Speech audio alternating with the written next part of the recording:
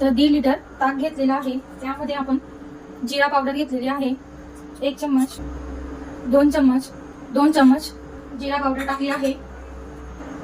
एव्हरेस्टचा मी चाट मसाला घेत आहे, तो टाकूया. अर्धा चमचा चाट मसाला आहे, तो टाकूया. चवीनुसार मीठ टाकूया. हे सर्व मिश्रण आपण एकत्र छान मिक्स करून घेणार आहोत. थोडा वेळ आपण असं हे मिक्स करून घेणार आहोत. एकदम मस्त असं आपलं हे ताक तयार झालं आहे.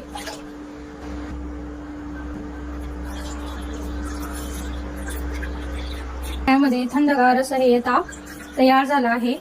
आपण मस्त असं ट्रे मध्ये ठेवून घेऊया. ताक तयार झालं आहे.